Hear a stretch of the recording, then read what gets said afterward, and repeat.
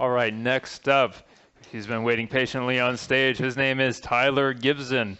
He is a senior software engineer at Microsoft, where he works on industrial design, user experience design, and software engineering. He's been at Microsoft for over a decade, creating open source solutions at Microsoft that unblocks industries and pushes innovation to new heights. That was what was in his bio. Did you write that yourself? No, I did not. He's been helping companies with things like a 3D streaming toolkit, 3D Voronoi selection, and animal conservation with IoT. His talk is titled, "To Be Announced." Is that clever or no? Your talk, real talk is WebRTC for mixed reality. All right. Fortunately, I got clearance to talk about this like last week, so. Oh, there you go. Perfect. I have a talk. All right, the floor is yours. Let's have a big round of applause for Tyler. Take it away. Thanks, everybody. So first, a show of hands. How many folks were here last year when I presented, just by chance? Okay, so a few folks. So last year I was here talking about this 3D streaming toolkit, which I'll talk about a little bit where that is at the end.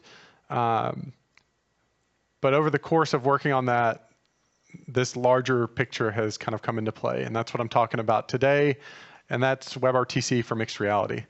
So mixed reality is kind of a Microsoft term, but it's one of the few Microsoft terms that I actually really like, because it really does encompass a wide array of platforms and form factors. So how many of you have heard of mixed reality as a term? Okay, a few people. So mixed reality is augmented reality, virtual reality, basically anything that sits outside the bounds of a standard monitor, keyboard, mouse setup. And one of the things that I think is really important for you guys to understand beyond just WebRTC, really with video and teleconferencing in general, is it doesn't have to be video, right? We see in the press, everybody talks about, HoloLens and VR headsets, and it's all about immersion, visual immersion. But the reality is most of the really, really interesting stuff happening in enterprise and in commercial space for mixed reality is non-visual. So I'm going to talk about a couple of those things as we get into it. But to get started, this is very early going still. Things are growing quickly. So Microsoft HoloLens released just over 2 years ago. It seems like it's been a decade, so much has been going on. And then a year ago, Apple released ARKit for iOS.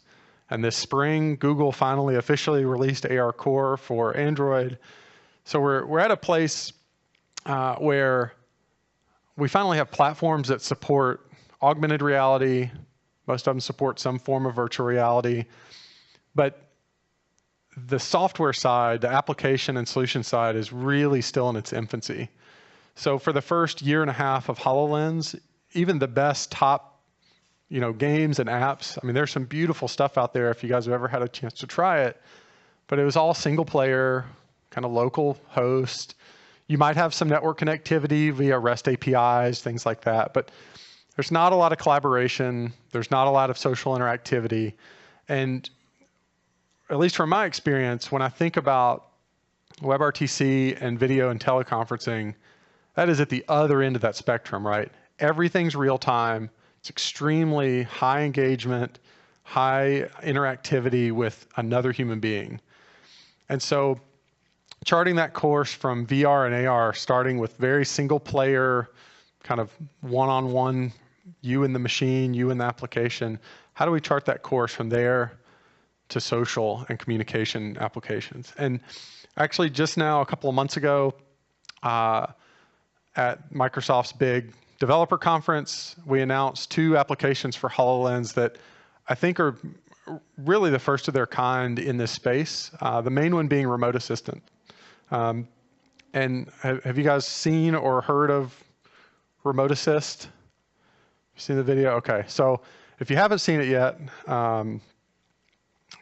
see if I can jump out and just give you a little preview. So there's a preview of it available now that you can actually go try out. If you have access to a HoloLens, you can actually do it on the emulator as well. But the really neat thing about Remote Assist is, see if I can get my mouse over here so you guys can see. The really neat thing about Remote Assist is it's giving you telecommunication in context, right? So it's giving you video conferencing, but it's video conferencing with augmented reality so that the remote participant is not only seeing what I see through the lens of my HoloLens, but I can draw on top of their virtual space. I can draw on top of real objects that are projected in front of them. In this case, I can bring up a PDF schematic of the thing that they're working on and place it in their holographic workspace so that we can really and truly work together in real time. And oh, by the way, I don't even have to be on a desktop to do this. I can be on my phone, mobile laptop, lots of interaction models to do this. It's a fantastic application. It works great.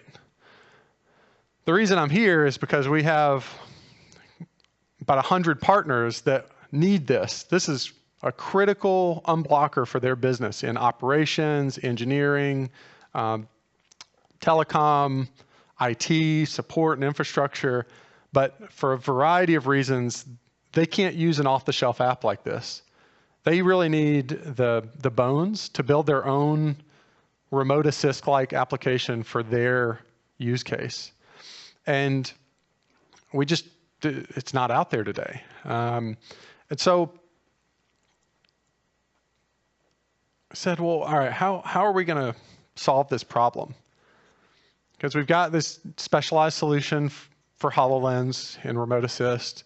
We've got some stuff that Apple's doing that's really cool with ARKit and being able to do shared and multi-user experiences. But if you look, same thing is happening in VR as well. Lots of stuff is coming together, right? When you have a young industry, you have lots of vendors that try to take their stab, put their stake in the ground. But what eventually happens is you have a lot of stuff that kind of melds together. So the first big movement in this space was from Unity. They released, they called it AR Interface Experimental, which is now called AR Foundation and is baked into Unity, which lets you build AR apps that bridge iOS, Android, and HoloLens. And then the Microsoft Mixed Reality platform bridges HoloLens with our immersive headsets. But again, that's Windows ecosystem right now. Last year, I actually wrote and led the team that released the 3D streaming toolkit, which lets you do remote rendering using WebRTC. So you render on the server, send that real time down to clients that are UWP, web browser, iOS, Android, desktop, and send input back so you have real-time interactive 3D applications. And then Mapbox released a really cool Unity SDK, which is really neat, which again, bridges that stuff. But with all of these, we still have the same problem, which is mixed reality is still resource constrained. And I'm sure in the traditional SIP and WebRTC space, you guys are still seeing the same problem. Android and iOS have limitations in the codecs they can use, and the encoding and decoding and system usage and CPU and GPU. And if all you're doing is a video conference, all you're doing is sending one video stream out or having one conversation, most mobile platforms can handle that today. But when you add MR to it, everything goes to crap, right? So ARKit on iOS, even the simple measure app to measure the distance to 2 points, that thing pegs at half the GPU, half the CPU of the system, cuts your battery life by 3/4. That's to measure 2 points. Now, if you want to do that in a video session, what in the world, right? And you need compositing, you need all this overhead because you've introduced now a 3D rendering engine plus real-time location and holographic space mapping on top of that WebRTC stack. So it's really tough to do. And fortunately, WebRTC's had a solution for this for a long time, and that's the MCU. And it was really interesting when I started looking in this space, every person I talked to told me, all right, MCUs are dead. You know, the only people still using them are people doing like, you know, SIP interchange and working with legacy systems. SFU's the future. That's where you need to go. So we went and stood it up and got it going, and forget it. Like maybe in 10 years, maybe. But the reality is 3D, anything that's 3D is greedy with system resources and expensive. So if we can offload the video processing, the muxing, all of that stuff to the cloud or a secondary remote system, everybody's experience gets dramatically better. And so just wanted to kind of walk through, you know, this is what the kind of everybody talks about as kind of the basic WebRTC future of you got your stun, you got your turn, and you got a SFU. And in this magic land, your clients on both sides support, you know, these magical codecs and magical hardware that can encode and do SVC and multicast and all this stuff. And you don't have to worry about batteries or heat or any of that stuff. But as soon as you put MR on one side or the other, you can forget about it. HoloLens, for example, has basically just enough horsepower to send one H.264 4-stream out and composite it with the holographic rendering. And when you just do that, you cut the GPU power by about half on the system. So it's a very resource constrained environment. So, you know, what can we do? We can say, oh, well, what if we just say, you know, one side's going to be a really powerful desktop, which does work. And the 3D streaming toolkit actually takes advantage of this. And we have a fair number of customers using it in this scenario where they treat one client as effectively a rendering server so that they can offload from the mixed reality, the HoloLens or iOS or Android running ARKit on the other side. The reality is not everybody who's going to place this call is going to be on a $3,000 or $4,000 desktop that's got enough horsepower to run this thing at high fidelity and reliably. So everything tends to break down when you add a third person. But again, this is where MCUs come into play, right? And we all know how the MCU works. Like this is good standard technology. It's stable. There's lots of vendors out there, lots of open source solutions that are really good that we can latch onto. The next issue, though, is that, you know, like I said at the beginning, MR isn't about visuals. In fact, I would argue that most of the interesting stuff is non-visual.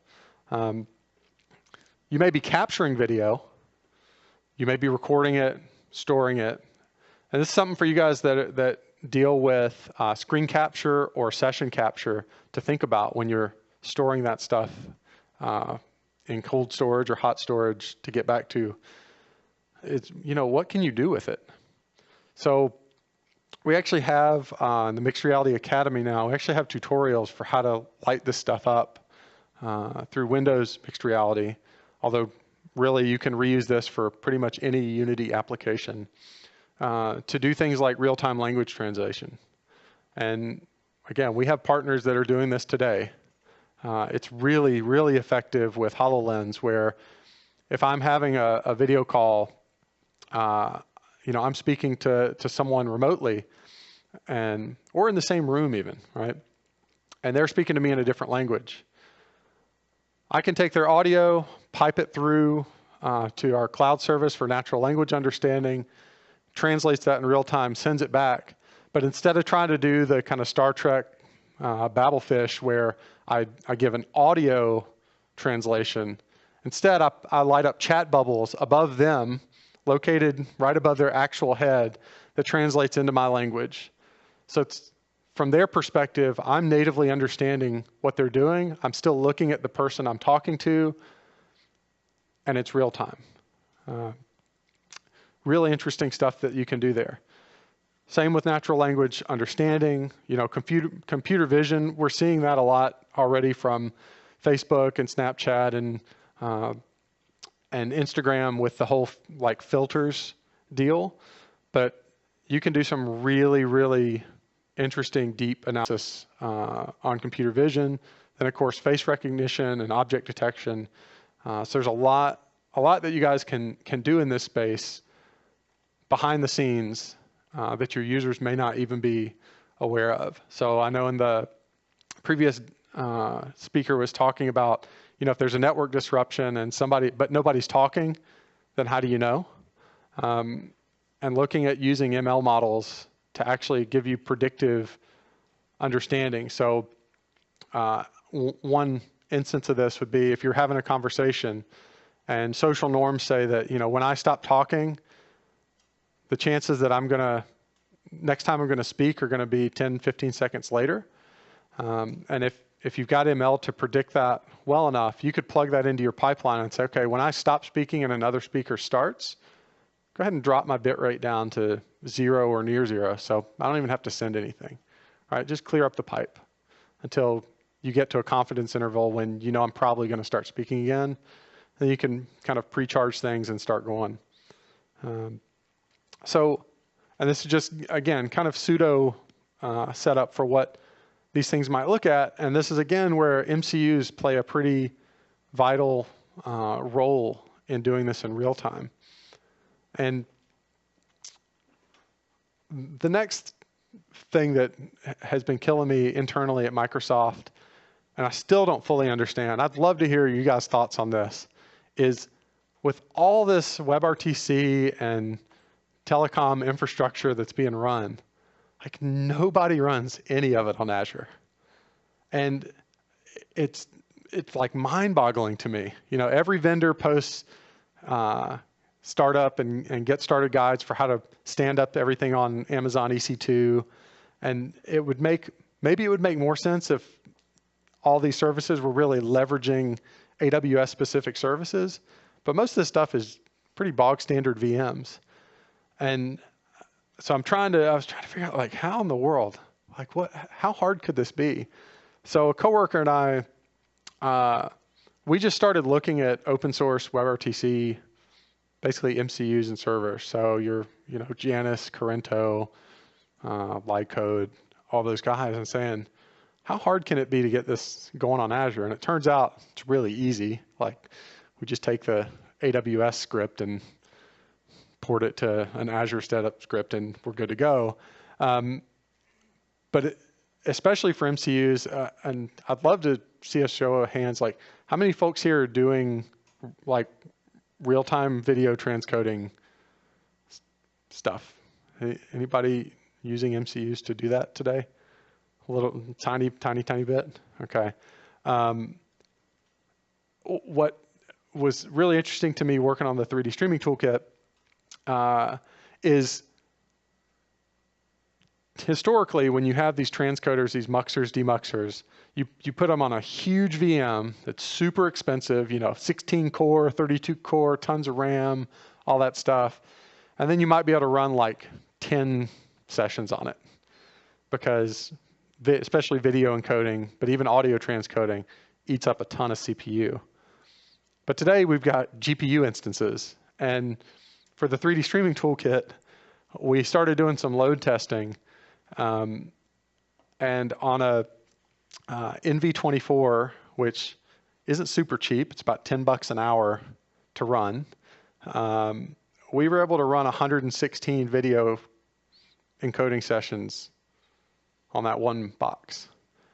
Like, it scaled a lot further. That was 1080p, 60 FPS, real-time encodes. And so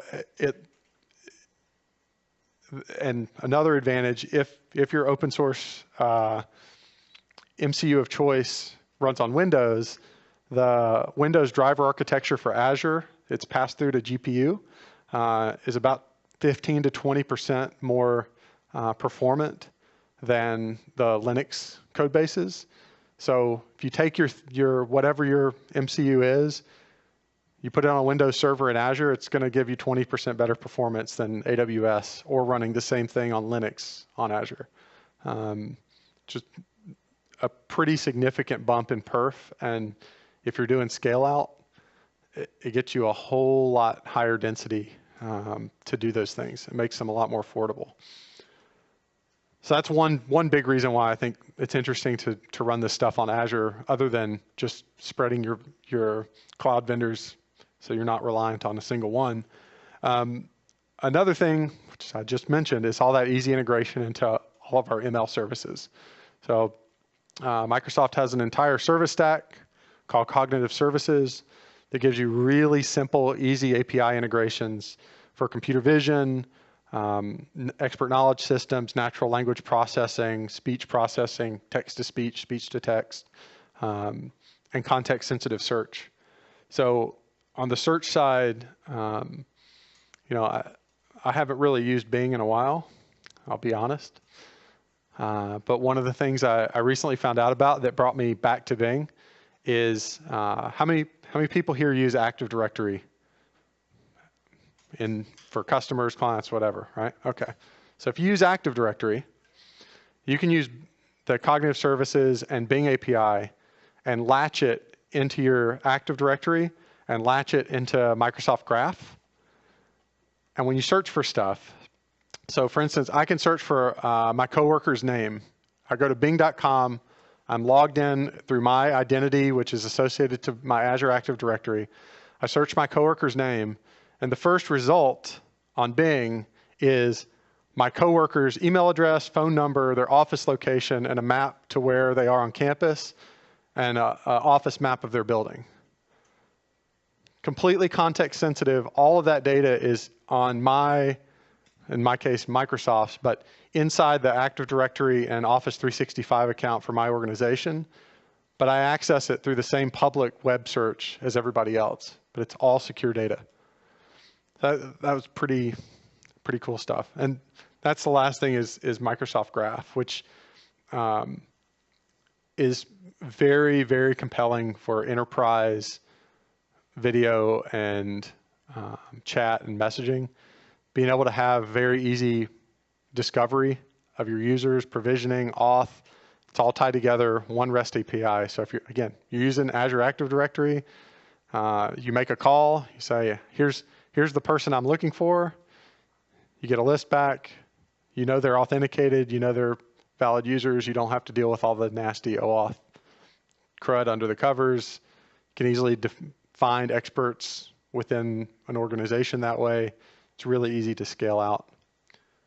So this is how we're looking at getting some of these MCUs on to Azure. I've spent a lot of time the last few weeks trying to get these VMs running properly in Docker and Kubernetes, and it's really, really painful, like really, really painful.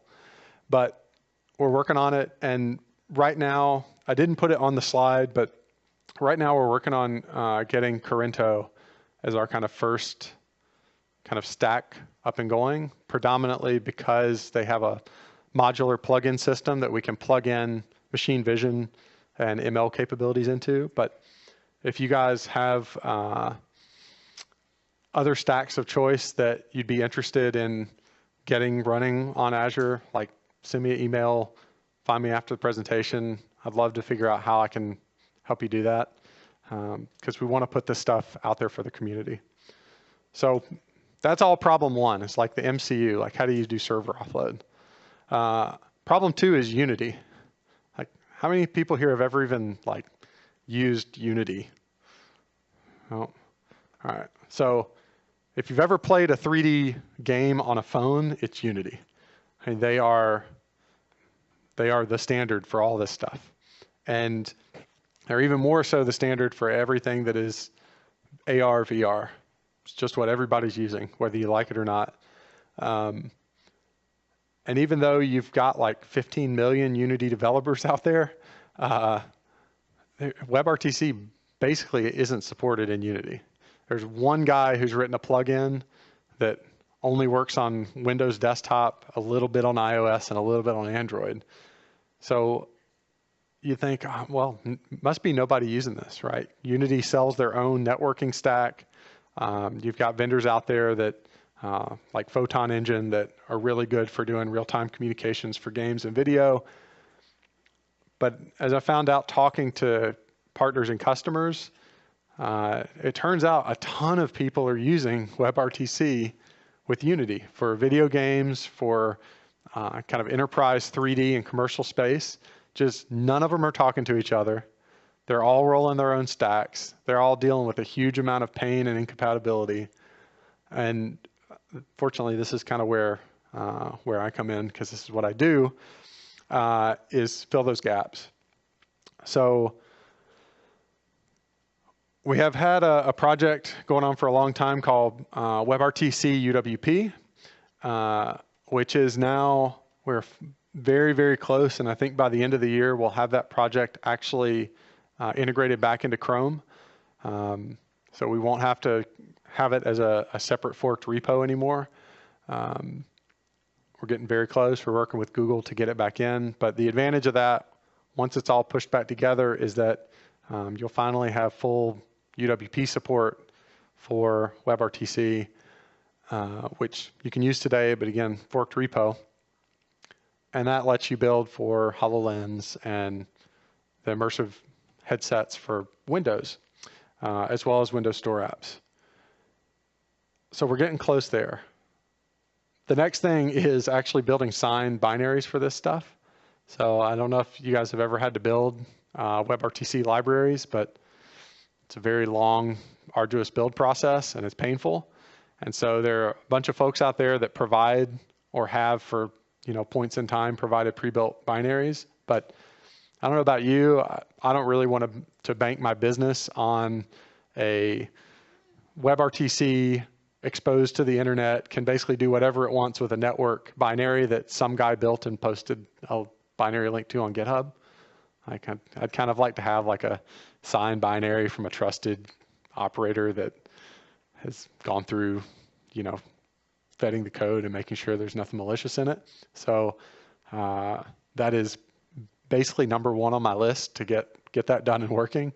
And then shipping those as a package for Unity to support Windows Desktop, UWP, Android, and iOS out of the gate, so that folks like yourself who may not be venturing in this arena right now, honestly, for pretty good reason, because it's super, super painful to do. I'd love to come back next year and ask, how many people have tried Unity, and just, have an environment where you guys feel like, hey, as a hack project, as a, 1 day a week thing, I'm going to go play in 3D and see if I can hook up our services and do something really interesting on top of the kind of day job work we do. See how we can innovate. Like that's the world that I'm really looking to open up, is for folks to be able to explore in a lightweight way and try this stuff out and integrate with the services you have. So we're going to build a script-based shim layer for all the signaling and interop, so that we don't tie this package to a single vendor. We're not going to tie it to Corento's signaling stack or to TalkBox's signaling stack or anything like that. We want to provide that kind of base layer, because at the end of the day, signaling is signaling for the most part. And then we'll provide at least Corento, maybe one or two others on top of that, to kind of give samples of how to build that little bridge piece. And then packaging that Corento template, so that if you do build one of these pet projects, if you are just kind of learning how to do mixed reality through Microsoft MR or through ARKit or Core AR, whatever, if you build something that's interesting, you actually have code that you can scale, that you can take somewhere. Whereas today, most of the samples that you start with and tutorials you go through, even with WebRTC, you can build a WebRTC web app in 15 minutes that works, and you can have a call from one person to the other. But if you want to build a business out of it, you have to throw all that away, start over, and do something completely different, and spend 6 months or a year getting things that will scale and are production grade. So I want to eliminate that.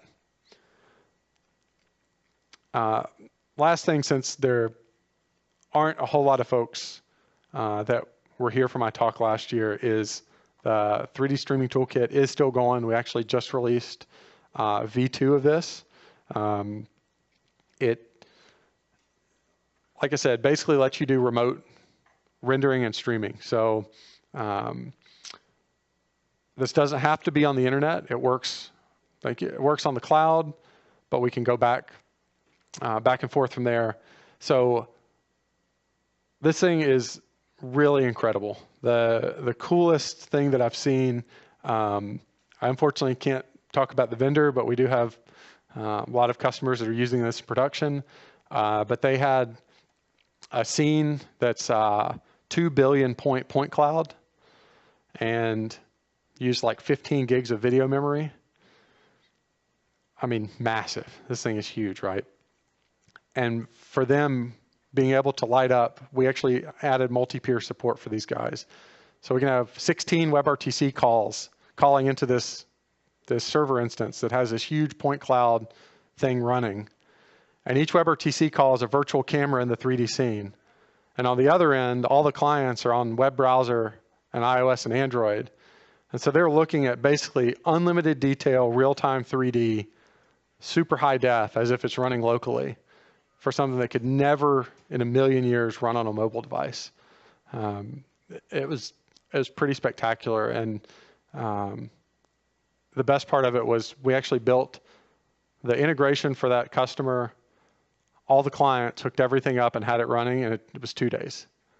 Right? We walked in, integrated, stood up, went. So this thing is now to the point where it's tested, it scales, it's fun stuff. So that's what I had today. I wish I had lots of demos to show you guys, but we're still like super early on in this. I'm hoping that kind of by early fall we'll have the next big open source release of some packages and stuff to play with. But for now, that's what I've got.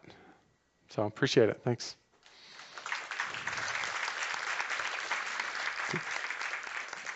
Do we have time for questions? All right, big thanks to Tyler. We can take a couple questions as we're getting the podium set up here. Sure. We'll be getting a podium put back on the stage, and then we'll be going forward with dangerous demos. So if anyone has questions for Tyler, while we're doing that, just go ahead and raise your hand up. And do we have any questions for him? If not, you can feel free to find me outside. I think there's one in the back. Did you have a question? Yeah. Nope. I just wanted to know, like, how is Microsoft doing on the HTML5 dash player and other things? So, yesterday we had,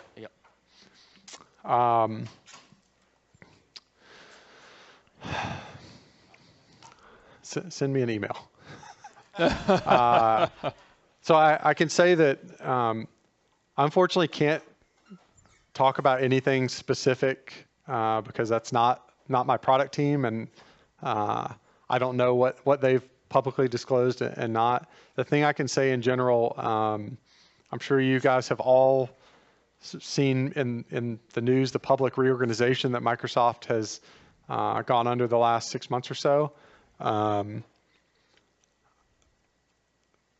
The world at Microsoft is opening to WebRTC and more standards playback stuff really quickly now. So I think that's about all I can say explicitly, but good things are happening and good things are coming quickly. So I'd say keep an eye out, and if you have a specific question, send me an email, and I can connect you to the right folks to figure out how we can unblock you or enable you. We'll take a wink and a nod. We appreciate Microsoft joining in more closely with the community. Does anyone else have other questions here? Awesome. Well, thank you. All right, everybody. big thanks and big round of applause to Tyler then.